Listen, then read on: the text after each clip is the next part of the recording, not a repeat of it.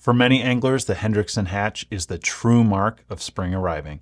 These sizable mayflies are often the first big hatch that will bring trout to the surface and anglers to their favorite rivers. I often joke that the Hendrickson hatch could be called the heartbreak hatch. It's pretty common and agonizing experience being out on the water as this hatch gets going. Duns are emerging on the surface, taking their time drifting down the river, but no fish seem to be paying attention.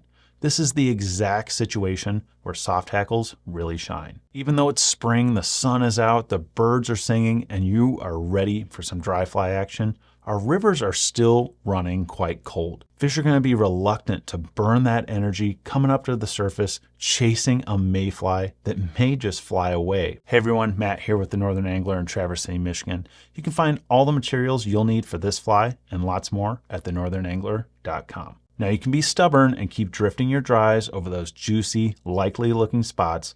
I know, don't let me tell you how to fish, but this fly is worth tying on when you have bugs on the move, but no surface action.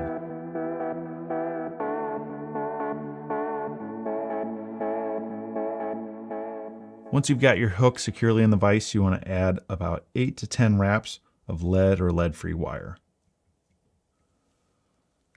This will just help get this fly down underneath the surface a little bit faster. Take some wraps with your thread. The big key here is you want to leave some shank exposed up near the eye, at least 2 shank lengths. Jump up on top of that wire. And really we're just trying to jam it between 2 thread dams here. Trim any excess you might have. And what we want to do is create a little taper from about the barb to the wire that's a smooth transition. So it's a smooth jump. There's no big transition there between the wire and the thread. Work your thread right on back. Create a little bit of a bump there. For the tail, we're going to use pheasant tail. Grab your pheasant tail and we're going to trim a little bit more than you might expect, probably around 6 or 8 fibers. Just makes it a lot easier when you're using it for the body as well. I'm measuring this so that the fibers are not quite a full shank length, around 3/4. Around 3 wraps there. And then I'm going to bring my wire in on the near side and work that right back down.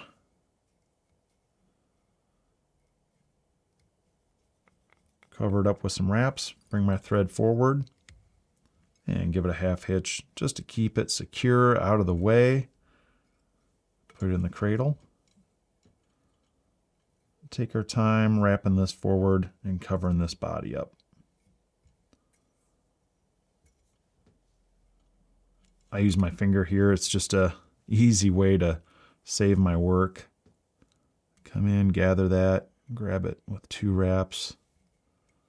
A few wraps in front, trim it. This does not need to be pretty. We're going to cover this up with dubbing. Once that's secure, add another half hitch. Bring your thread up. And let's take some counter wraps. I'm going to give it a nice segmentation.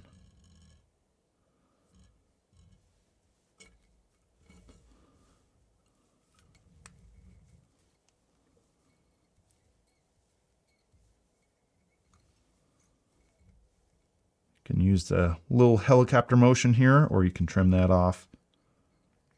Next is what I think the fun part. Little bit of a dubbing loop here. And we're going to wrap that right on back to where we tied off the pheasant tail. I'm just using a weighted hook here. You can use a dubbing spinner, anything to give you a little bit more control over that dubbing loop. For the dubbing, we're using a little bit of this Hare's Ear Plus dubbing from Hairline. It's Hare's Ear dubbing with Antron mixed in, and it just picks out really well. It looks great on a fly.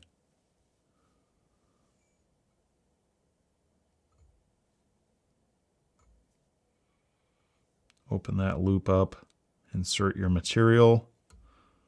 A little bit goes a long way. Don't overdo it. Twist it up.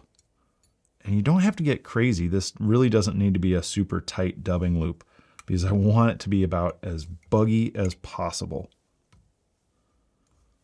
I'm going to hit it with the Velcro once we're done too. No, this stuff is flying everywhere. And you're not working too far forward. You're just trying to create a little bit of a dubbing ball. It's going to support our feather and give it a really good look.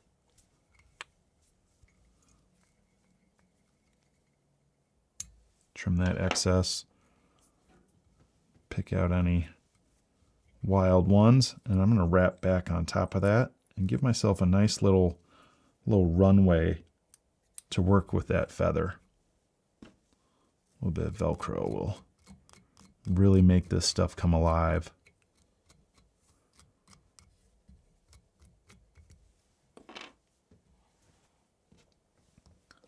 For our feather, use Brahma hen. This is one of my favorite materials to work with.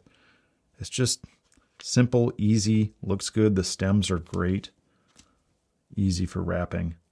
Big thing here is using too much is so easy. We need 2 wraps. That's it.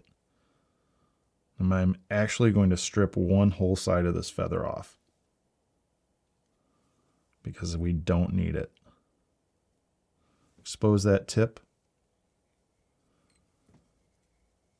Put 3 or 4 wraps on top of it, secure it. Make sure your thread's in a good spot to tie this feather off. And by stripping this to one side, it pre-orients this feather. Makes it really easy to get things laid out the way you want it. Taking open wraps forward. And on the third, I'm going to tie it off.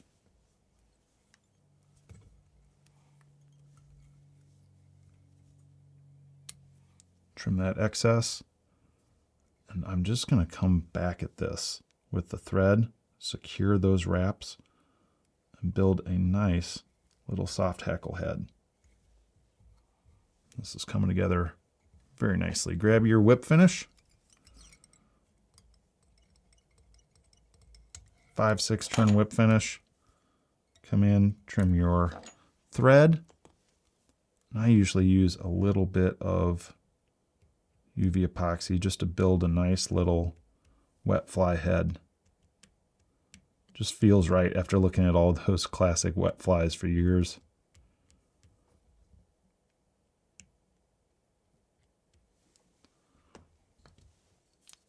Hit it with the light.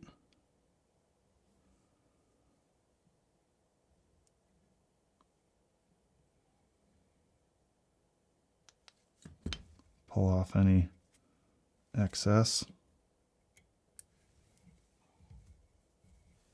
And that's ready to fish. Well, I hope you all get a chance to tie a few of these up and enjoy some early season trout fishing this spring. Thanks so much for watching, everyone. Let us know if you have questions down in the comment section below.